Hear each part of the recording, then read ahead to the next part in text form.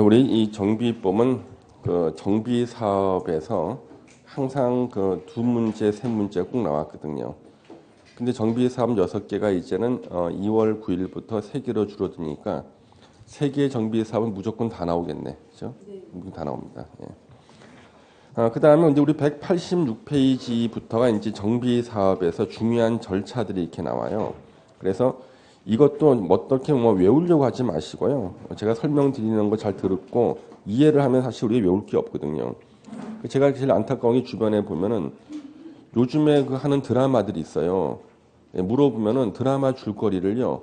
1회부터 시작해서 지난 회까지 아주 처음 듣는 사람도 눈에서 그림이 그려질 정도로 이렇게 상세하게 묘사를 해주시는 거예요. 그러면 이분이 드라마 줄거리를 갖다 밑줄 치면서 외웠는가? 그거 아니야. 그 드라마에 빠져서 계속 보고 듣고 하다 보니까 누가 뭘 물어봐도 다 대답을 해주시는 거거든요. 예. 근데 이 공법 같은 경우도 그런 식으로 공부를 하면은 참 기억이 오래 남는데 자꾸만 외우려고 하고 밑줄 치고 이걸 처음부터 시작하잖아요. 그러면 안 돼요. 예. 그래서 몇십 년 전에 그 드라마도 지금도 기억하시는 분이 굉장히 많아요. 예? 혹시 그 여루라는 드라마 아세요? 여루라는 드라마 아세요? 예? 여루라는 드라마 아세요? 몰라요. 여루라는 드라마 아세요? 진짜 오래된 거 아는데 아는데 그건 예. 예. 태연실 어유 거기 개장판 아주머니가 예전에 그 태연실이라는 아주머니 여자 주인공이었. 야 대단하셔. 예. 요즘에는 가끔 그 MBC에서 보니까 드라마 한 편 보기 정주행인가 보셨어요? 한 시간 동안 그 드라마 전편을 다 보여주는 거. 하이라이트에서 한 편 보기 뭐 정주행인가 하는 게 있어요. 그 옛날 한 20년 전 드라마들 있잖아요. 한 시간 동안에 하이라이트만 쫙 보여줘 이렇게 핵심 요약을 보여주는 거 있어요. 재밌더라니까 그거. 예. 지난 주에는 뭐 삼순인가고 했는데 삼순이 있는데 예. 김삼순, 예, 김삼순. 예.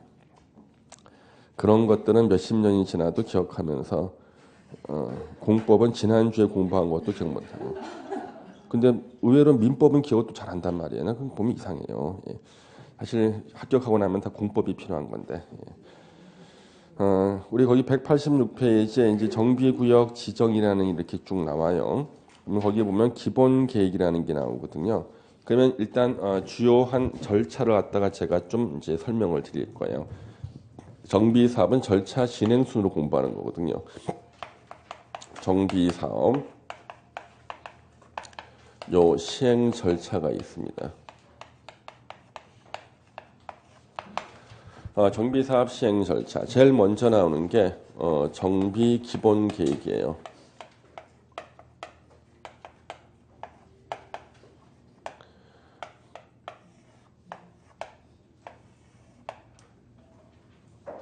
정비 기본 계획.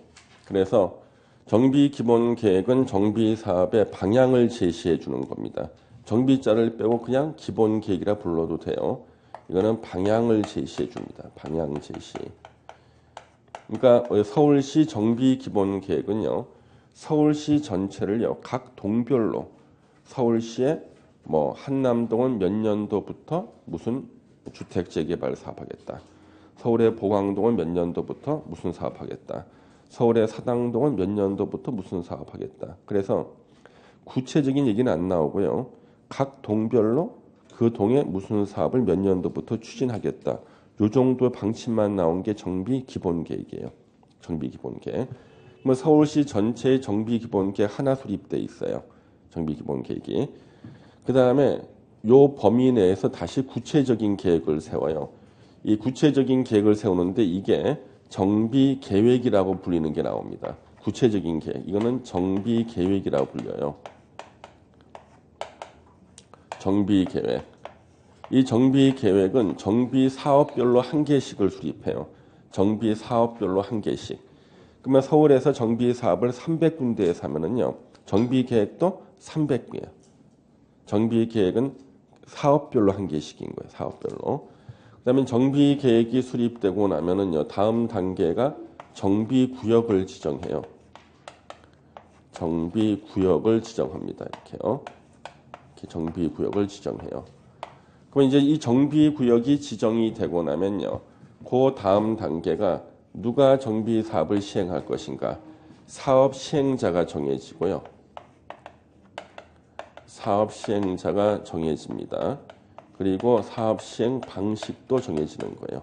그래서 사업 시행자와 사업 시행 방식이 정해지는 거예요. 이렇게요. 그러면 사업 시행자가 정해지고 사업 방식이 정해지고 나면요, 이제 정비 사업을 어떻게 하겠다는 사업 시행 계획을 작성합니다. 사업 시행 계획서가 나와요. 이 사업 시행 계획서를 가지고 사업 시행 계획 인가를 받습니다. 사업 시행 계획 인가라는 걸 받아요. 그리고 이것을 고시랍니다. 고시. 이게 바로 건축법으로 말하면 건축 허가나 마찬가지야. 사업 시행 인가 고시가 있어요. 그럼 사업 시행 인가 고시 후에는요, 이제 120일 내에, 작년에 공부하신 분은 60일로 공부했거든요. 바뀌었어. 120일로. 분양 공고를 해요. 분양 공고는 이제 분양 받으실 분들 분양 신청하시라는 거야. 새 아파트 분양 받을 사람들 이렇게 분양 공고를 하고요. 이제 분양 공고를 보고 분양을 받고자 하는 사람들이 분양 신청을 합니다. 이렇게 분양 신청을 해요. 그러면 이제 분양 신청을 다 마감하고 난 다음에 분양 신청한 사람들한테 새로운 아파트를 지어서 공급해 주기 위한 계획을 세워요. 이게 관리처분 계획이에요. 예, 관리처분 계획. 처분 계획인데요. 이 관리처분 계획에 대해서 인가를 받고 고시를 합니다. 그러면 우리 관리처분 계획은요, 우리 지난주에 환지 계획 들어보셨죠? 환지 계획. 낡은 땅을 개발해서 새 땅으로 바꿔주는 게 환지 계획인데, 낡은 땅 위에 낡은 건물을 새 땅 위에 새 건물로 바꿔주는 게 관리처분 계획이에요. 그러면 관리처분 계획은 건물까지 지어서 바꿔주면은 관리처분 계획. 땅만 바꿔주면 환지 계획이에요. 원리는 같아. 원리는. 그래서 건물까지 지어서 바꿔주면 관리처분 계획. 땅만 바꿔주면 환지 계획. 그래서 새 집 줄게 헌집 다오 있지. 이 뭐야? 관리처분 계획이야. 이게. 예. 그래서 관리처분 계획은 새 건물까지 지어서 바꿔주는 게 관리처분 계획이다. 관리처분 계획에 대한 인가 이렇게 고시가 있잖아요. 그럼 이때 이제 우리가 중요한 거 사용 수익이 정지가 돼 있대. 이때 이제 전기, 수도, 가스 끊고 다 이주해야 돼. 이주시켜봐 있대요. 사용 수익의 정지. 사용 수익의 정지가 일어나. 그 다음에 이제 관리처분계 인가 고시가 있으면 철거에 들어가는 거예요. 사업 시행이 이제 드디어 시작이 되는데, 우리의 사업 시행의 출발은요, 철거부터예요. 부셔야 되거든. 그렇죠? 철거하고 이제 한 3년 정도 지나야 돼. 3년 막 지납니다. 그래서 이제 아파트가 완공이 되잖아요. 그러면 준공인가를 받고요. 준공인가 받고 공사 완료 고시를 해요. 완료 고시랍니다. 그러면 공사 완료 고시했고 난 다음에는 다음 단계 이제 분양 설계라는 거에 들어가요. 자, 이 분양 설계가 뭐냐 그러면은 여러분들 혹시 물권법 시간에요, 일물일권주의라고 배웠어요? 네. 일물일권주의. 그게 뭐야 뜻이? 예? 일물일권주의. 들었긴 들었는데 하나의 물건에는 하나의 소유권이 있어요. 그러면 하나의 물건에 하나의 소유권이 있기 때문에 자 25층짜리 101동을 완공하잖아. 101동은 소유권이 몇 개야? 한 개가 돼야 돼. 완공하는 순간. 그런데 분양 신청한 사람들한테 이걸 나눠줘야 될 거 아니에요. 101호, 102호 이런 식으로. 이게 바로 구분 소유권 만드는 거죠. 이게 바로 분양 설계예요. 그래서 완공되는 순간은 소유권이 한 개지만 이것을 구분 소유권을 만들어주기 위해서는 일단 해야 될 일이요. 대지의 확정 측량을 해야 돼요. 대지의 확정 측량. 그러면 대지의 이 확정 측량을 왜 하냐 그러면요. 오차가 너무 많아서 그래요. 여러분들 우리 그 한 필지 토지를 만약에 두 필지로 분필하죠. 분필한 것을 다시 더하고 하다 보면은 오차가 생기는 이유가 우리 나무를 톱으로 자르잖아. 자른 거 다시 붙이면은요. 종전하고 길이가 똑같나? 줄어들죠. 왜냐하면 톱밥을 갈아낸 만큼이 없어지는 거예요. 토지 똑같아 토지도요. 분필하거나 합필하잖아요. 소수점 0점 몇몇 하던 것이 이게 누적되고 나면은 안 맞아요. 이가 안 맞는 거야. 그래서 계획대로 자 우리가 아파트 단지는요 실제로 수십 개 필지로 나눠져 있거든요. 이걸 하나의 대지로 만들어서 이제 건축을 하는데 이게 안 맞는다고 처음에 계획했던 대지 면적하고 정비사 끝난 다음에 측량한 대지 면적이 안 맞아요. 그래서 다시 대지의 확정 측량을 해야 돼. 그래야지만 대지권을 가지고 구분 소유권 만들 수가 있거든. 그다음 토지의 분할 절차를 거쳐야 돼요. 토지의 분할 절차. 여러분들 대지권 배웠죠? 등기법 시간 안 배웠으면 대지권? 배웠죠? 대지권. 이 분양 설계예요. 그 다음에 분양 설계 다음에는 분양 처분이라는 게 나와야 돼. 분양 처분. 그러면 이 분양 처분이라는 건 뭐냐 그러면 분양 신청한 사람들한테 소유권을 이전해 주는 게 새 아파트 소유권 이전해 주는 게 분양 처분이에요. 그래서 이전한다는 이전의 고시를 먼저 해야 돼요. 이전의 고시를 먼저 하고 그 다음에 소유권을 이전하는 거예요. 권 이전을 이렇게 나중에 하는 겁니다. 이렇게. 그러면 분양 처분이 있고 나면은요, 그 다음 단계가 자기 앞으로 등기를 하고 청산할 것이 이렇게 청산하게 돼요. 여기까지가 이 정비사업 시행 절차인데 시험 문제는 각각의 절차의 그 핵심적인 내용들만 시험에 나와요. 각각의 절차에. 그러면 먼저 여기 186페이지에 기본 계획이라고 나오죠. 시험에는 정비 기본 계획 이렇게 나오기도 하고 기본 계획 나오기도 합니다.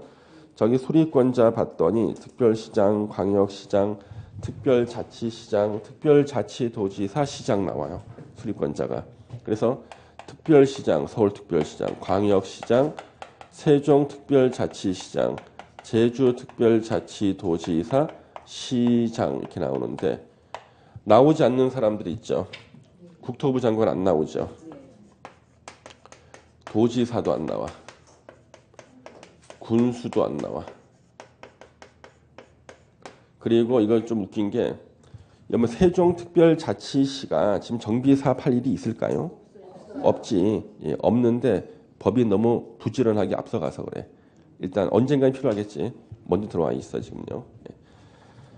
우리 몇 년이면 강산이 바뀌나? 그래서 10년 단위로 수립해. 단위로 수립합니다. 10년의 절반은 몇 년? 그래서 5년마다 재검토해. 5년마다 재검토에 들어갑니다. 그리고 시장 중에서 대도시 시장이 아닌 시장은 도지사에게 승인을 받아야 돼. 수립해서. 도지사 승인을 받아야 돼. 이게 핵심적인 얘기인데요. 그러면 서울특별시 전체를 대상으로 해서 서울특별시 정비기본계획이 딱 수립돼 있거든요. 전체를. 5년마다 재검토를 하게 돼 있어요. 그래서 2006년도에 서울시 정비기본계획에서는 한강변 주변의 재건축 아파트 50층까지 가능하게 됐었어. 5년마다 재검토니까 다시 몇 년도에 수정했겠어요? 2011년도 35층으로 줄였어. 작년 2016년도 수정 계획을 발표해야 되는데 못했어. 나라가 혼란스러워서. 그래서 지역 주민들만 계속 다시 50층 해달라고 떠들었지만 거기에 대해서 아무런 응답이 없었다. 예, 50층 안 된다는 거죠. 기반 기본 계획이에요. 예. 다만 도지사가 대도시 시장을 수립해야 되고요. 대도시 시장이 아닐 때는 도지사가 수립할 필요가 없다고 인정할 때 수립 안 해도 됩니다. 재검토 5년마다 재검토. 그다음 우리 정비계획 수립과 정비구역 지정을 보세요. 정비계획 수립해서 정비구역 지정하는 사람은 그대로 6명이에요. 특별시장, 광역시장, 특별자치시장, 특별자치도지사, 시장, 군수 6명이 정비계획을 수립해서 정비구역을 지정해요. 그래서 옥수 제13구역 재개발 사업에 대한 정비계획 이런 식으로 정비계획은 사업별로 한 개씩이에요. 근데 많은 사람이 이거 헷갈려해요. 예전에 제가 한남동에 우리 제자가 하는 부동산에 제가 일이 있어 갔거든요. 한남동에 있는 부동산 얘기하고 있는데 옆에 보광동에서 개업하신 분이 놀러 온 거예요. 점심때. 와가지고 얘기를 하는데 아주 충격적인 대화를 하는 거예요. 두 사람이. 먼저 한남동에서 개업하신 분이 우리 한남동에는 정비기본계획 수립돼 있다는 거예요. 그랬더니 보광동에 개업하신 분이 보광동에는 정비기본계획 수립 안 돼 있다는 거야. 이게 대화 내용이 맞아? 네? 정비기본계획은 서울시 전체에 다 대상 수립돼 있는데 그 얘기는 한남동에는 하늘에 달이 떠 있다. 우리 보광동에는 달이 없는데 똑같은 거지. 그러면 이 두 사람 중에 한 사람이 누가 실수했냐? 보광동에 계시는 분은 정비계획하고 정비기본계획을 구별 못한 거예요. 예. 그래서 정비계획은 정비사업별로 수립하니까 수립돼 있을 수도 있고 안 될 수도 있지만 정비기본계획은 서울특별시 전체를 대상으로 하나가 수립돼 있어요. 그러니까 수립 안 될 수가 없지. 다 돼 있어. 군에는 수립이 안 돼 있어요. 군은 너무 작아서 방향을 정할 것도 없어. 예. 그래서 거기 보시면 6명 시장 군수, 광역시 군수는 제외, 광역시의 군수는 제외, 기본 계획에 적합한 범위에서 노후 불량 건축물이 밀집하는 등 대통령령으로 정하는 요건에 해당하는 구역에 대해서 정비 계획을 결정해. 정자가 빠졌네. 오타가 났네. 예. 뭐 빼먹었네. 예. 정비 계획을 결정해서 정비 구역을 지정할 수 있다. 예. 정비 계획 먼저 수립해. 이게 바로 시나리오예요. 정비 사업의 시나리오. 정비 계획을 결정해서 정비 구역을 지정할 수가 있습니다. 예. 그렇게 보시면 되고요. 노후 불량 건축물은요. 참고로 말씀드리면은 우리 정비 사업하기 위해서는 기본적으로 그 지역에 노후 불량 건축물이 3분의 2 이상은 있어야 돼요. 최소 3분의 2 이상. 그래야지 정비 사업이 가능해요. 가끔 제 카페에 그 닉네임을 쓰시는 분이 노후 불량 건축물 쓰시는 분 계셔요. 닉네임이 노후 불량 건축물이야. 밑에 어떤 분이 댓글 달았어. 어서 오세요. 환영하면 댓글 달았는데 봤더니 검폐율이야. 댓글 다시는 분 검폐율. 예. 예. 어떤 분은 용적률도 계시고 막 그래서 얼마나 그 공법에 한이 맺히셨으면은 닉네임이 그렇게 써 있어. 닉네임이. 예. 그럼 여러분들도 적당한 닉네임 하나씩 쓰세요. 예. 정비구역 하겠다고. 예. 예. 다음에 정비 사업의 의의를 보시고 하나 고르시면 될 것 같아. 정비 사업 이제 3개로 줄어들었죠? 자, 주거환경 개선 사업은 2개가 더해진 거라고 그랬죠. 제목이 자, 주거환경 개선 사업인 뜻을 보니까 도시 저소득 주민이 집단으로 거주하는 지역으로서 정비 기반 시설, 도로 상하수도 같은 게 극히 열악하고 그냥 열악이 아니야. 극히 열악하고 노후 불량 건축물이 과도하게 밀집. 그냥 밀집이 아니야. 과도하게 밀집한 지역의 주거 환경을 개선하거나 단독주택, 다세대 주택이 밀집한 지역에서 정비 기반 시설, 도로 상하수도, 공동 이용 시설, 어린이집 확충을 통해서 주거환경 보전 정비 개량하기 위한 사업을 말한다.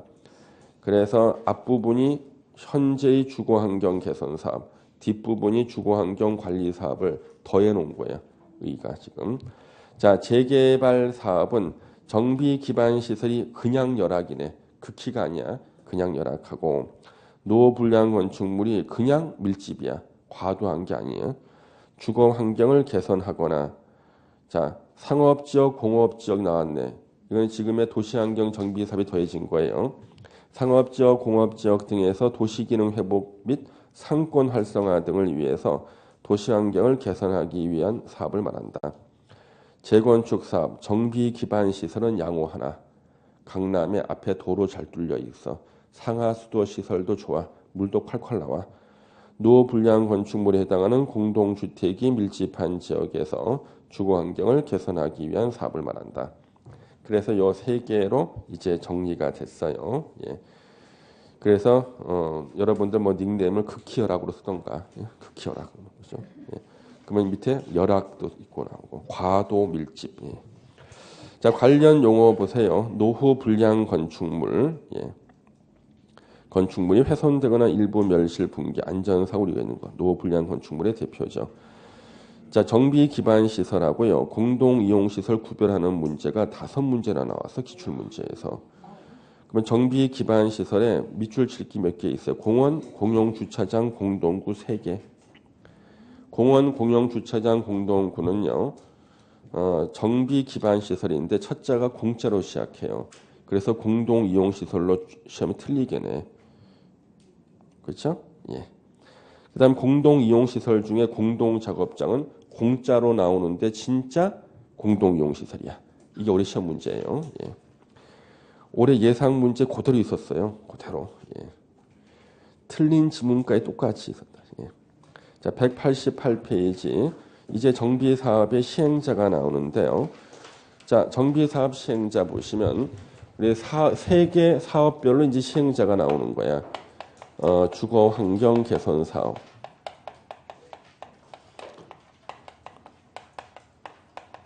우리 주거 환경 개선 사업은 누가 시행자가 되느냐 그랬을 때 시장하고 점을 찍고 군수 등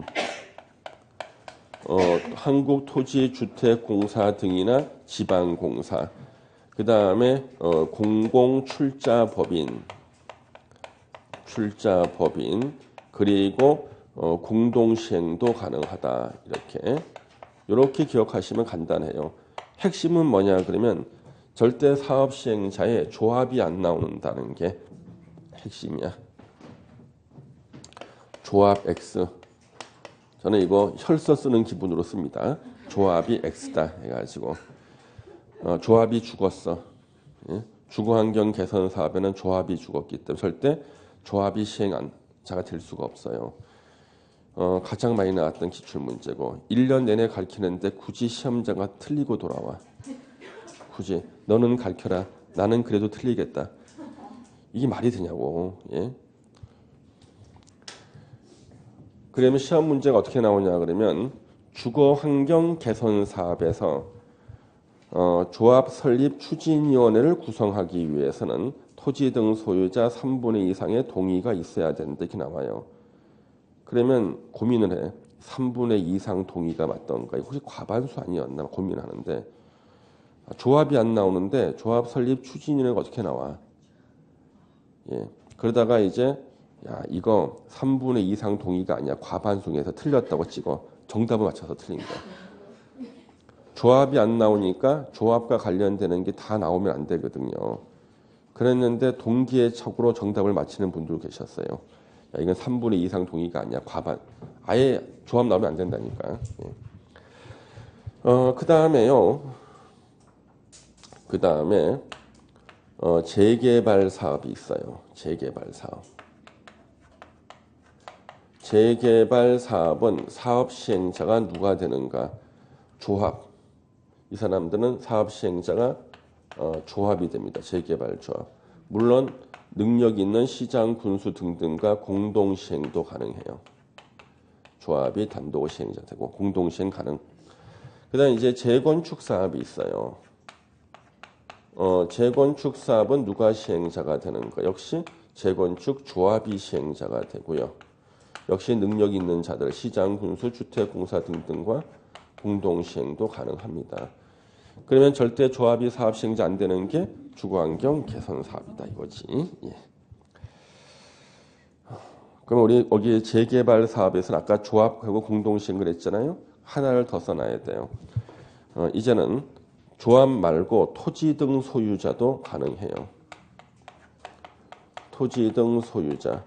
이 사람은 단 조건이 토지 등 소유자가 20인 미만일 때 조합 안 만들어 토지 등 소유자 할 수 있다. 이렇게요. 20인 미만일 때고 하나 써놓으시면 되겠다. 그래서 이제 사업 시행자고요. 자, 오른쪽에 이제 정비사업 조합이 나와요. 조합을 설립하기 위해서는 먼저 만드는 게 추진위원회예요. 조합 설립 추진위원회. 정비구역 지정 고시 후에 토지 등 소유자 과반수 동의를 받아서 추진위원회를 구성해서 시장, 군수 등의 승인을 받아야 됩니다. 그래서 추진위원회는요, 5명 이상이 있어야지만 추진위원회를 만들어요. 5명 이상의 추진위원회 위원이 있습니다. 그러면 우리가 지난주에 공부했던 도시개발조합은요, 토지 소유자 7명 이상이거든요. 추진위원회는 5명 이상이 있어야 돼요. 이게 두 개 바꿔서 시험 내. 그래서 추진위원회는 이거 5명이에요. 그래서 이 5명을 이렇게 세워놓는 거야. 5명을. 이렇게 5명을 세워놓고요. 등에다가 한 글자씩 쓰는 거야. 추진위원회. 5명인 거야. 그럼 우리 지난주에는 도시개발조합 7명이었잖아. 도시개발조합 6글자거든. 마지막에 점을 하나 찍어야 돼. 7명인 거야. 예. 안 그러면 시험장에서 바꿔서 시험 나면 틀려요. 예. 안 틀리더라. 자, 정비사업조합 설립해서 여기 기업번 보시면 시장, 군수 등, 토지주택공사 등 또는 지정개발자. 지정개발자는요, 시행사를 말해요. 시행사인데 능력이 있다고 지정받은 자예요. 지정개발자가 아닌 자, 다시 말하면 일반 평범한 지역 주민들이겠지. 정비사업 시행할 때는 원칙적으로 토지 등 소유자로 구성된 조합을 설립해야 된다. 그런데 토지 등 소유자가 재개발 사업을 시행하려는 경우 20명 미만일 때, 토지 등 소유자가 20명 미만일 때 재개발 사업 시행할 때는 조합을 설립하지 않는다. 그래서 지금 현재 저기 영등포 일대는요, 낡은 상가를 부수고 새로 지을 때 토지 등 소유자가 20명이 안 되는 경우가 많아요. 면적은 엄청 커. 거기가 재개발, 주택 재개발이었다 그러면은요, 한 1,500명 정도의 조합원이 있어야 되는데 20명도 안 되는 사람이 그 토지 건물 다 갖고 있어. 상가라든가 이런 것은 공장이라 그런 거는 그렇죠. 공장이 엄청나게 큰데 그게 법인 소유다 그러면 토지 등 소유자 한 명이야. 그래서 거기 과거의 도시환경 정비 사업 있잖아요. 과거의 사업. 현재 과거의 사업을 토지 등 소유자가 3명인 것도 봤어 저는. 3명이 도시환경 정비 사업에 3명. 한 명이 한국전력이야. 3명 중 하나가. 그것도 법인이니까 한 명으로 계산하는 거예요. 예. 그런데 지금 여기 나온 것은 토지 등 소유자가 20명 미만일 때 재개발 사업을 시행할 때는 조합을 구성하지 않는다. 그 얘기입니다. 토지 등 소유자가 20명 미만일 때 재개발 사업 시행할 때는 조합을 설립하지 않는다. 재개발 사업 추진위원회가 조합을 설립하려면 토지 등 소유자 4분의 3 이상과 토지 면적 2분의 1 이상의 토지 소유자의 동의를 받아야 돼요. 그래 설립인가 신청할 수 있다. 그다음 설립 등기 30일 내 등기할 때 성립해요. 법인격 취득 시기는 설립 등기할 때요. 인가 받았을 때가 아니라. 뒤로 넘겨주시고요. 사업시행계획서 작성이 나오죠. 예. 사업시행계획서 작성 나옵니다. 예. 동그라미 2번 사업시행계획서 제출인 날부터 60일 내 인가 여부를 결정해서 사업시행자 통보하는데 우리 실무에서는요. 사업시행계획 인가를 받죠. 플랜카드가 걸려 이렇게 경축 이게 걸려요. 이게 왜 걸리냐 그러면은 건축법에서는 건축 허가를 받아야 건물 짓는다는 게 확정되는 시기잖아요. 정비사업할 때는 사업시행계획 인가를 받아야지만 정비사업이 확정되는 시기가 돼요. 그러면 옥수 12구역은 35년 만에 입주를 했는데 35년 만에. 그래서 60세 때 자기가 새 아파트 살고 싶어서 낡은 빌라를 사신 분이 계셨어요. 60세 때. 자기 계산으로는 한 5, 6년 정도 있으면 입주할 줄 알았는데 그로부터 35년 후에 입주를 하셨어요. 95세 때. 그래서 그때까지 견디지를 못하고 다 돌아가셔가지고 옥수 12구역은 입주할 때 봤더니 다 젊은 사람들이 입주를 하는 거예요. 다 상속. 등기 보면 다 상속돼 있어, 등기부에. 다. 그래서 여기 사업 시행 인가까지 받는 데가 30년 걸렸어요. 인가 받고 나서 입주까지가 5년이야. 예, 그래서 인가를 못 받고 주저하는 게 굉장히 많아요. 그래서 언제 지분값이 오르냐 그러면 인가 받고 나면 지분값이 올라요. 그 전까지는 자기가 빌라 샀거든. 재개발 될 줄 알고. 근데 재개발이 주저앉아 자기 망하는 거잖아요. 사람들이 모험을 하기 싫으니까 눈치만 이렇게 보고 있거든. 살까 미리 산 사람도 있고 안 산 사람도 있고 하다가 확실하게 정비 사업이 진행된다는 것이 확정되는 시기가 사업 시행 계획인가. 작년까지는 요 계획자가 없었어. 사업 시행 인가였는데 이제 내년 2월 9일부터는 사업 시행 계획 인가로 명칭이 바뀌었어요. 그래서 요거 받으면 진짜 사업 되는 거예요. 그래서 사업 시행 계획 인가를 받으면 보통 한 5년 정도 있으면 입주를 해요. 예, 5년 정도. 인가 받으면 5년 정도 딱 입주를 한다고 저렇게. 예. 그래서 이때 플랜 카드가 걸리는 거예요. 경축. 그래서 인가 받기 직전이 가장 좋은 매입 시기가 돼 지금 때. 그때 허위 정보가 난무해. 참고로 옥수동은 좀 드렸습니다만 저쪽에 지금 한남 뉴타운, 한남동 재정비 촉진지구는 사업 시행 인가가 다음 달에 나온다고 빨리 사야 된다고 근처 중개사들이 소문을 냈는데 그게 벌써 3년 전 얘기야. 다음 달에 나온다 그랬는데 인가 벌써 3년 전 얘기야. 그렇다는 거죠. 그 다음에 가로 이번에 임시 거주 시설하고 임시 상가 설치가 나오는데요. 동그라미 1번에 두 개의 사업에 밑줄을 쳐놔야 돼. 주거환경 개선 사업과 재개발 사업은요. 철거되는 주택의 소유자나 세입자에게요. 임시로 거주할 수 있는 시설을 설치하거나 주택자금 융자할선을 해줘야 돼요. 임시로 거주하는 시설. 그 다음에 여기 보시면 우리 분양통지 공고 나왔죠. 자, 사업시행 계획 인가 고시 날로부터 120일 내. 작년까지는 60일, 지금은 120일 늘었어요. 토지 등 소유자에게 통지를 하고 일간신문에 공고. 이 공고 때문에 이것을 우리는 분양공고라 그래. 분양공고. 나왔죠? 분양공고 이게. 예. 그 다음에 이제 관리처분 계획 수립 보세요. 예. 제일 중요한 게 관리처분 계획인데 시장 군수한테 인가를 받아야 돼요. 그 박스는 우리가 시험장에 갈 때까지는 외워야 돼. 지금 외울 필요 없고요. 지금 굳이 안 외우고요. 그냥 왔다 갔다 하면서 공부할 때마다 보다 보면 결국에는 다 외워져요. 시험장에 갈 때요. 어차피 뭐 외울 필요 없어요. 예. 여러분들 그 같은 학원 다니시는 분들 얼굴 그냥 억지로 외울 필요 없거든. 학원 다니다 보면 서로 다 얼굴 익히게 되거든. 똑같아 이것도. 예. 그렇게 부담 가지실 필요 없습니다. 자 뒤로 넘기면은 이제 가로 3번 관리처분 계획의 기준이 나오는데요. 이거는 무조건 시험 나와요. 관리처분 계획의 기준. 이게 왜 나오냐 그러면 보세요. 우리 관리처분 계획은요. 낡은 건물이 이렇게 있어요. 낡은 토지 위에 이렇게 꼬맨 자국도 이렇게 있어요. 낡은 토지 위에 낡은 건물을 부시고 새 아파트 이렇게 짓거든요. 이렇게 이제 새 아파트야. 반짝거려 이렇게. 이렇게 짓는 거예요. 그러면 낡은 토지 건물을 부시고 새 아파트를 짓는 요 과정이 몽땅 다 나오는 게 관리처분 계획이에요. 몽땅 다 나와요. 그래서 언제부터 철거를 시작해서 예? 언제까지 완공을 하고 몇 세대 짓고 20평대 몇 세대, 30평대 몇 세대 쭉 나오고 그 다음에 계약금은 언제 얼마를 내고 몇 퍼센트를 내고 중도금은 6번에 나누어서 10%씩 내고 입주할 때 잔금 20% 내고 이런 것들이 계획 쭉 나오는데 계획이 하도 두꺼워서 보통 책으로 만들어요. 관리처분 계획. 책을 인쇄를 합니다. 조합원들한테 배부를 하는 거예요. 그리고 원래는 이것을 갖다 공람시켜주기도 해요. 법에.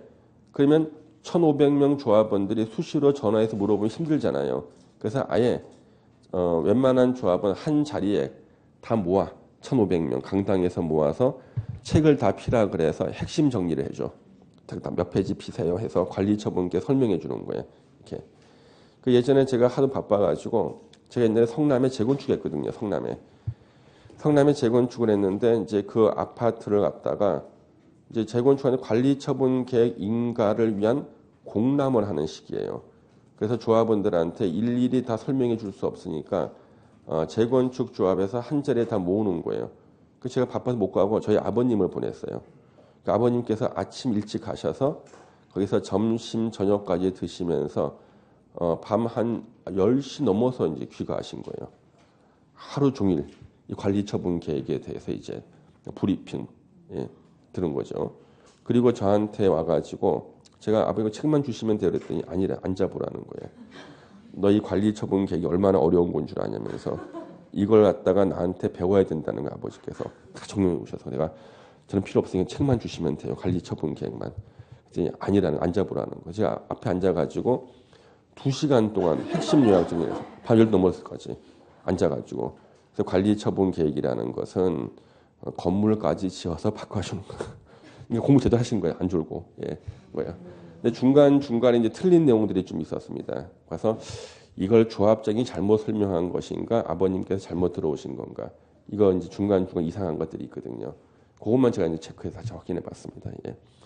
그래서 이게 낡은 토지 건물을 새 토지에 새 건물로 바꿔주는 게 관리처분 계획인데, 관리처분 계획 인가하고 고시가 있잖아요. 그러면 이제 다 이주해야 되는 거야. 이때가 이주 시작이야.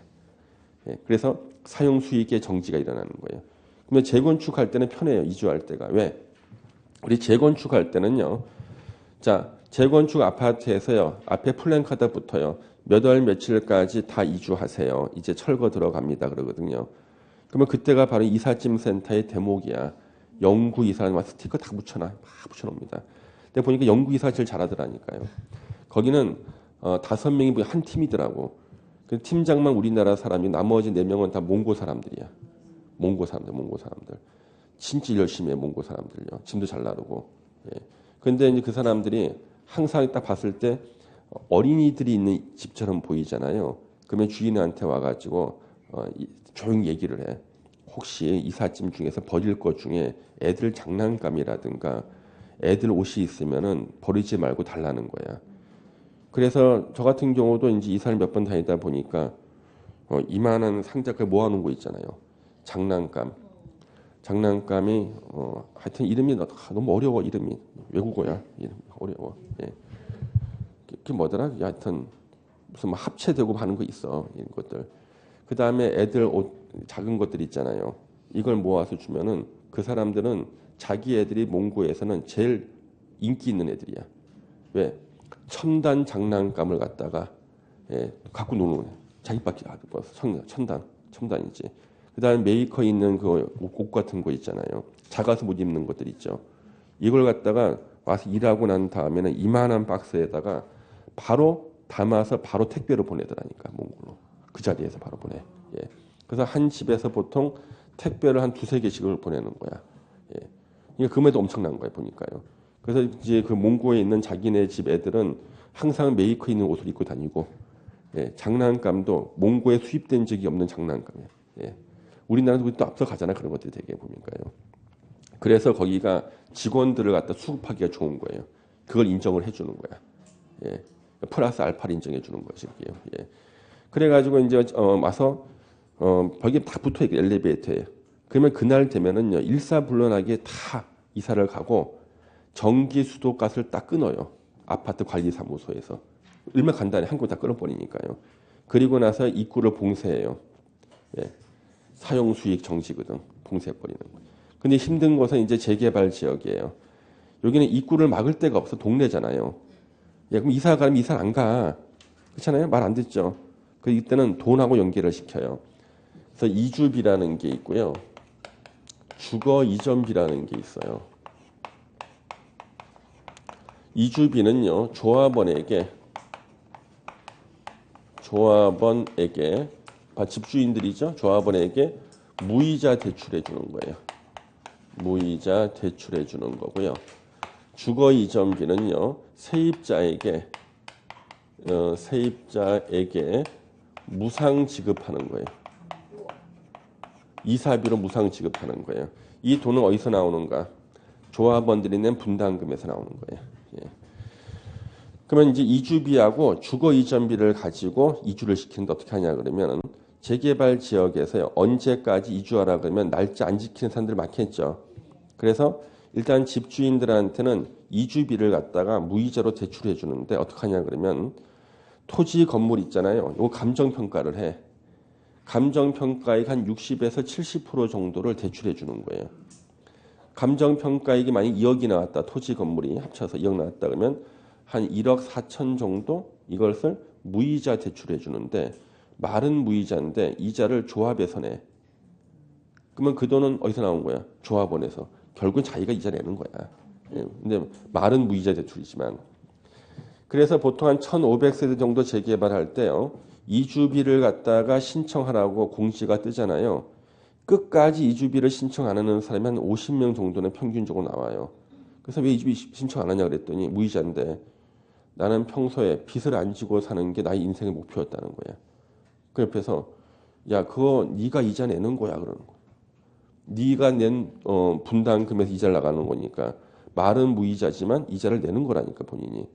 그리고 이것은 대출 받아서 정기 예금 넣어놔도 이자가 나오잖아.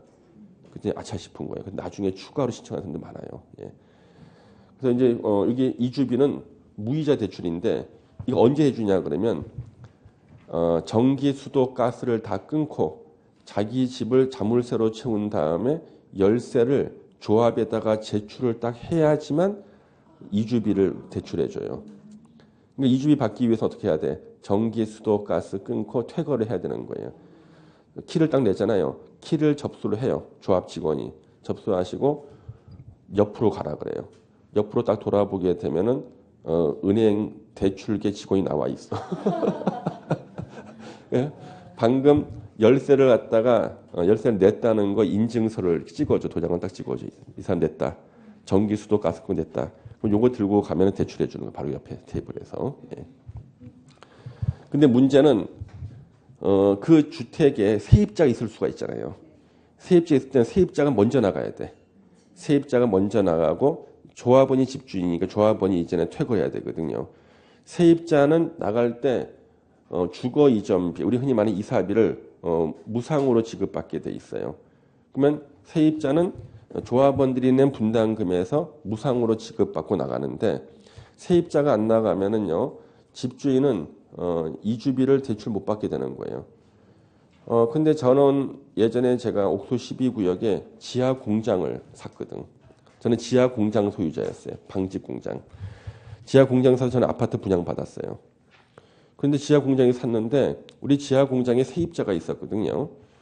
이 사람이 안 나가는 거예요. 저는 나가는 얘기도 안 했습니다. 언젠가 나가겠지 뭐. 예. 근데 한 날 전화가 와서 저한테 주인 아저씨 아니시냐. 그렇다 그랬더니 제가 안 나가면은 주인 아저씨가 이주비 무이자 대출 못 받는 거 아니냐. 그렇다고. 그랬더니 자기 빨리 나갈 테니까 이사비 좀 대달래. 자기 이사비가 없어 못 나간다고. 그래서 제가 이사비 생기면 그때 나가시라 그랬어. 네. 그랬더니 자기가 늦게 나가면 못 받는 거 아니냐는 거야. 이주비 무대출. 그래서 내 걱정하지 마시고 본인 걱정하라 그랬어요. 근데 무슨 얘기냐. 주거 이전비는 선착순 지급이거든요. 실무에서. 저는 다 주는 게 아니야. 먼저 나가는 순서대로 줘요. 그러면 못 받는 사람 생기죠. 그 사람들은 조합 상대 소송해서 받아야 돼. 예. 그래서 그거는 아무 때나 나간다고 주는 게 아니라 주거 이전비는 선착순으로 지급하는 거라서 늦게 가면 못 받아요. 그랬거든요. 깜짝 놀란 거야, 이 사람은. 그리고 전화 끊고 난 다음에 바로 조합에서 전화해 봤나 봐요. 조합 직원이 예, 선착순 맞아요. 그럼 못 받는 사람은 본인이 늦게 나가서 못 받는 거는 나뭐 어떻게 해요? 받고 싶으면 조합에 소송하세요. 700만 원 정도를 받는데 변호사 착수비가 500만 원이야. 그러니까 이 사람은 아무 때 나가도 주는 줄 알았는 거지. 예. 실무에서는 다 선착순으로 해야지만 다 나갈 거 아니에요. 예. 못 받으면 소송하라는 거야. 예. 그래 서로 나갈 거 아니야. 안 그래? 선착순이야. 그래 가지고 이 사람이 놀래서 바로 난 전화 30분 만에 전화했어요. 전화해가지고 내일 나가겠대. 보증금 빼달라는 거예요. 그래서 오늘 저한테 통지하셨으니까 제가 임대차 보호법상 3개월 후에 보증금 내주겠다 했어요. 그랬더니 이분이 또 물어봤나 봐. 중개사한테. 맞다는 거야. 그분 말씀 맞다고. 나를 상대로 해서 딜을 하려고 그러고 있어. 내가 뭐 하는지 모르니까 그러는 거지. 하루에 전화를 10번씩 해. 내일 나갈 테니까 좀 보증금 달라고. 그래서 이사비도 없다면 어떻게 나가십니까? 내가 그랬거든. 그래서 이사비 마련되면 나가셔야죠. 그랬더니 아니래. 바로 내일 나가겠대. 그 제가 너무 사람이 착한 사람이라서 일주일 만에 보증금을 내주면서 단 조건을 달았어. 조건은 뭐냐 그러면 전기, 수도, 가스를 다 끊고 자물쇠를 사서 다 채운 다음에 키를 나한테 가지고 내가 지정하는 부동산으로 오라 그랬어요. 우리 집 근처에 우리 제자들이 하는 부동산 있잖아요. 근데 거기서 내가 앉아서 커피 마시고 있는데 총알처럼 달려왔어. 다 끊고. 그 내가 그래서 동시행으로 준다 그랬거든. 동시행. 그래서 키 받고 내가 보증을 줬습니다. 총알처럼. 예. 일주일 만에 줬다. 일주일 만에. 얼마나 착해요. 일주일 만에. 3개월 있다 주면 되는데. 그래서 이 사람이 내가 뭐 하는 사람인 줄 알았으면은 딜을 안 할 텐데. 예. 그렇죠? 조합장도 나한테 뭐라 안 그러는데. 조합장도. 아주 부담스러운 사람이 제가 조합장이 항상 부담스러운 사람이에요. 예. 내가 마이크만 잡고 딱 10분만 얘기하면은요. 조합 뒤집어집니다. 예. 어디서 돈이 있었는지를 다 얘기해 주면은. 예.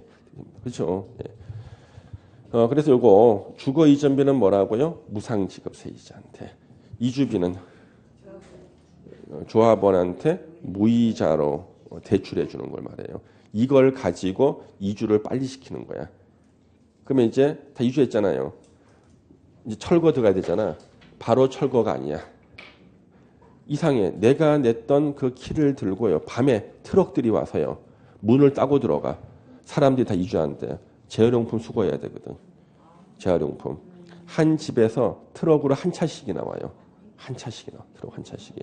예. 예. 가장 있잖아요. 그 돈 되는 게 샤시야. 샤시. 샤시가 제일 좋아요. 재활용품으로. 그래서 샤시부터 시작해서 전자제품, 가구를 다 쓸어내는데 이 재활용품 수거가 아주 짭짤하거든. 한 집에서 한 트럭씩 나오는데 1,500세 되면요. 1,500대 트럭이. 그러니까 바로 철거 안 들어가는 거야. 밤에만 와서 해. 근데 정비법에는 어디도 이걸 팔아서 생긴 돈을 누가 갖는다는 규정이 없어. 법에. 예. 알짜 수익이지. 그렇죠? 예. 그래가지고 이제 이걸 털어내고 나면은 어느 집을 갖다가 다 털어냈는지를 표시해야 될 거 아니에요. 그래서 빨간색 스프레이로 공가 또는 철거 대상 이렇게 써요. 그 뭐냐면 이제는 진짜 철거해도 된다는 거야. 재활용품 다 수거했으니까. 근데 지나가던 중학생들이 낙서가 돼 있으니까 자기네들도 스프레이를 또 사, 중학생들이. 이 동네는 낙서해도 되는 곳이다 이거지. 예, 그렇죠. 다른 집에 낙서하면은 혼나고 막 그럴 텐데 이 동네는 이미 낙서가 돼 있잖아. 사람도 안 사는 것 같아. 그래서 재밌잖아. 사서 똑같이 공가 철거된 다 오는 거예요. 이제 어느 집을 털어낸지 알 수가 없어. 큰일 난 거예요. 그래서 다시 이번에 파란색 스프레이 사서 밑에다 이제 X표를 가거든요. 또 다음 날 되면 중학생들도 다시 1,500세대에 다 X표 놨어 이렇게. 어느 집을 털어낸지를 몰라요. 예. 그래서 이걸 갖다가 다 털어내고 난 다음에 이제 철거에 들어가는 거야. 철거예요. 그래서 이때 관리처분 계획에서 이제 내가 20평대인지 30평대인지가 다 정해지게 됩니다. 예. 그리고 동호수 추첨해가지고 내가 분양받는 동호수가 정해져요. 그러면 내가 구체적인 분담이 다 정해지는 거예요. 예. 이 절차만 일단 보시면 되고 그 관리처분 계획 기준이 있잖아요. 요 기준 우리가 궁극적으로는 이제 공부를 해야 되는데 요게 조금 개정될 것처럼 보여요. 이미 개정이 돼 있습니다만 또 개정될 것처럼 보이니까요. 요거는 우리가 공부 더 한다면 나중에 보시면 돼요. 지금은 모르셔도 괜찮습니다. 예. 관리처분계 기준 예, 그렇게 보시면 되고 잠시 쉬었다가 이제 건축법을 볼 거예요. 잠시 쉬었다가.